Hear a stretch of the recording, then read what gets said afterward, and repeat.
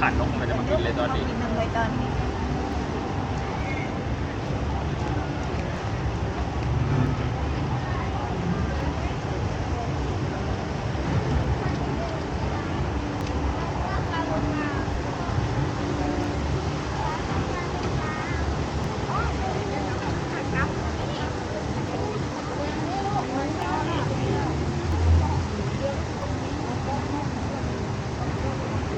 นี่มันเด็ก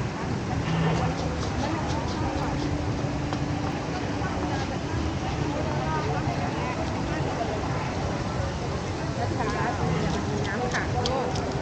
ขอโทษค่ะ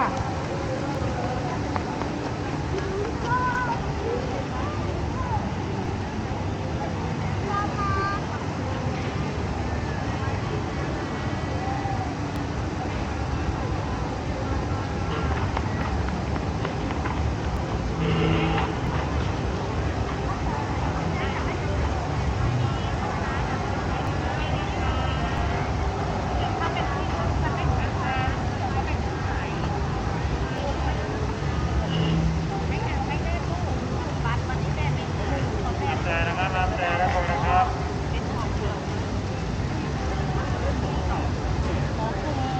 แต่ที่ตรวจนี่ก็คืออันเจ็บ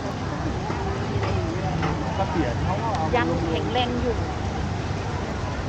เพราะแม่บอกแม่เหนื่อยหายใจก็เหนื่อย แล้วก็ไอเสมหะเยอะมากอะไรอย่างเงี้ยนะเอาแม่ไปอยู่ห้องกักตัวก่อนแล้วกินข้าวต้มแล้วจะต้องหมดแล้วอ่ะ ธรรมชาติ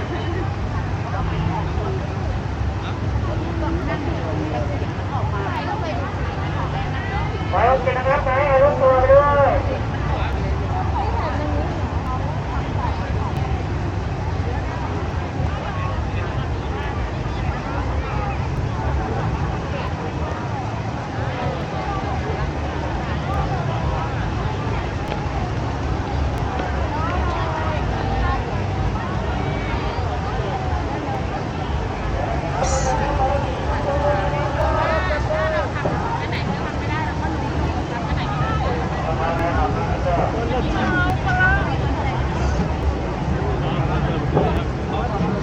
이거 저거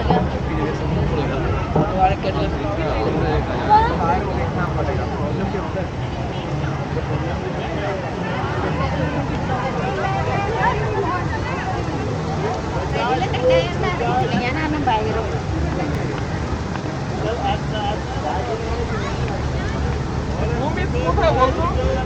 항상